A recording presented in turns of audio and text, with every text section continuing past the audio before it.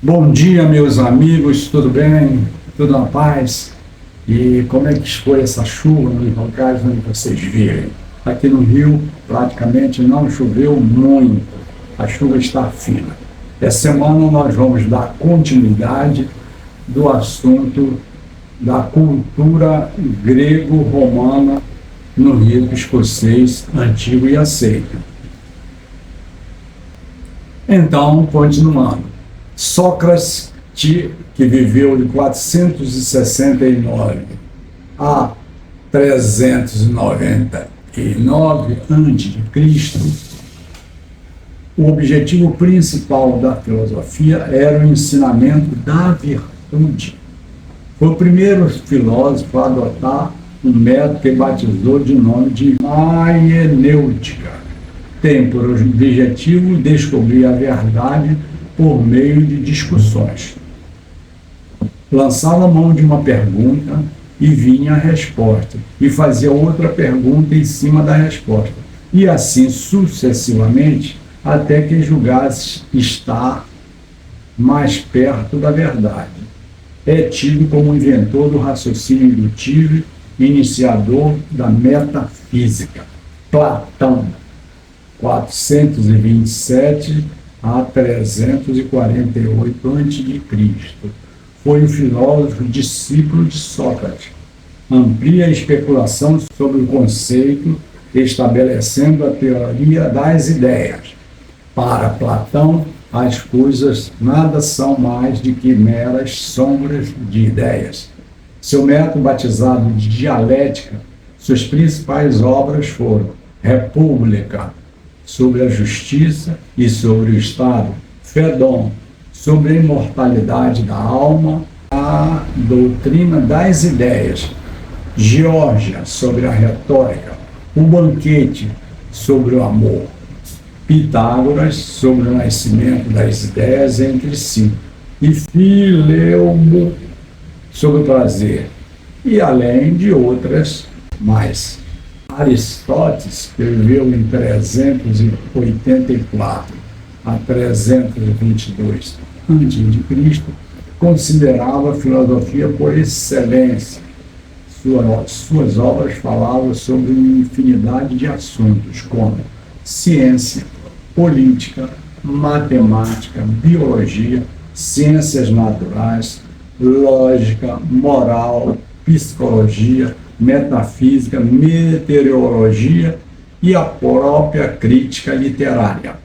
Foi criador da lógica dedutiva, método criado através de 3 princípios. O primeiro, o princípio da identidade. O segundo, o princípio de não contradição. E o terceiro, o princípio de excluído. Os romanos iniciaram com a cultura do direito, codificando através da escrita, dando princípios de normas obrigatórias que disciplinam as relações dos homens em sociedade, com um conjunto de leis que estabelece a forma pela qual se deve fazer valer os direitos. Na política, através da ascensão da República em 1510 a.C., provocando grandes mudanças no contexto da sociedade humana e nas condições de vida.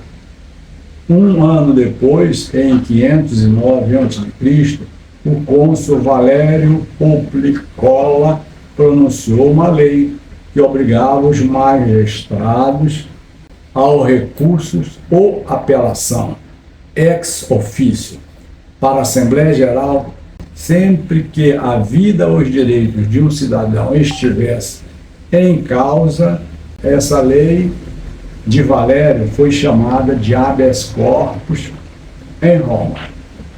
A luta dos plebeus para que as leis romanas fossem escritas, e assim como mais tivessem de confiar na memória dos patrícios, em 1450 a.C., a Lei das 12 Tábuas foi publicada, contribuindo à base de toda a legislação romana. O extraordinário desenvolvimento político de Roma fez um Estado romano o precursor de todos os Estados modernos do tipo ocidental. Podemos observar através da história que, enquanto os hebreus já tinham a crença em um único Deus e organizavam seu código de leis religiosas, os gregos romanos ainda não tinham como um povo desenvolvido culturalmente. Só depois de muitos séculos se tornaram sábios. E quantos esses se tornaram civilizações? Os anglo-saxônicos viviam como bárbaros. No século XVIII, é tido como útero das chamadas ciências humanas sociais, período em que o iluminismo, a luz da razão, teve seu maior apogeu de conhecimentos filosóficos, no seu campo da razão, com a escola empírica e racional. A escola empírica, com Francis Bacon, adotou o critério da experiência como fonte de conhecimento e que só como ela se pode garantir o conhecimento verdadeiro. A escola racional de René Descartes, com o critério da evidência racional, que só aceita como única fonte de conhecimento a razão como doutrina principal.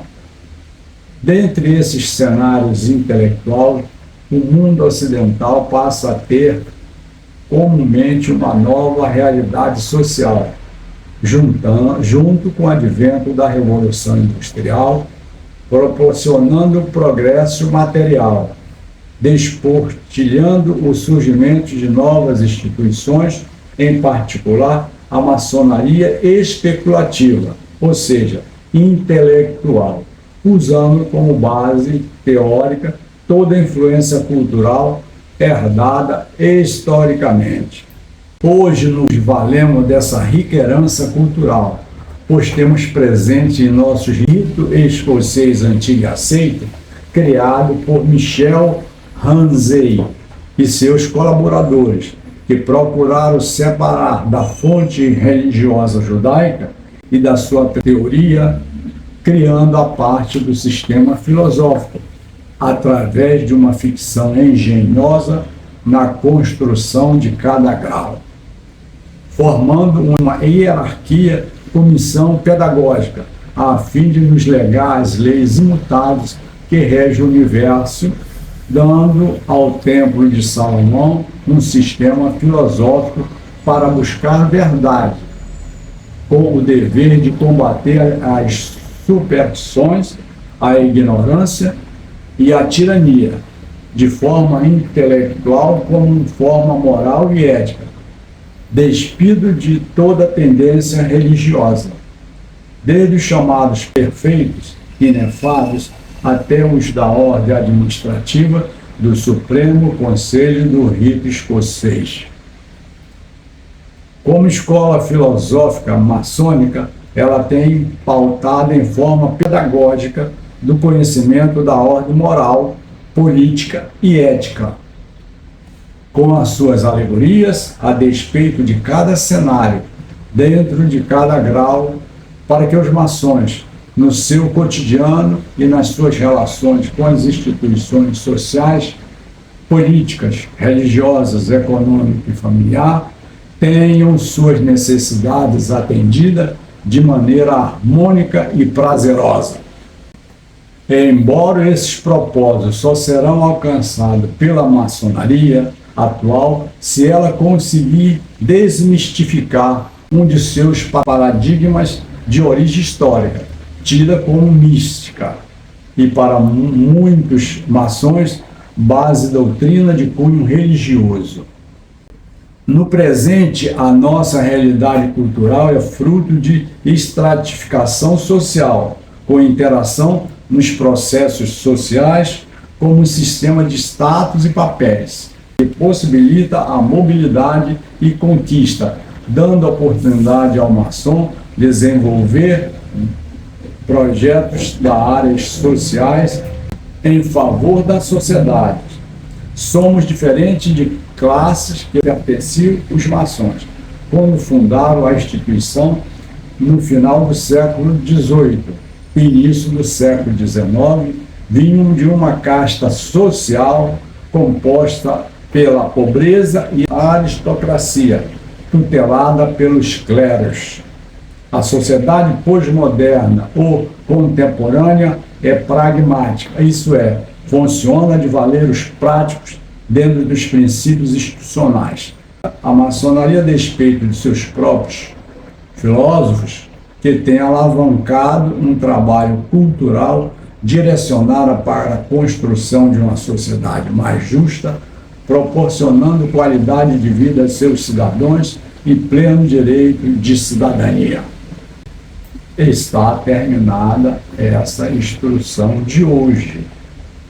Se vocês gostaram, comente, compartilhe, toque o sininho e se inscreva no canal do Dom Silvio.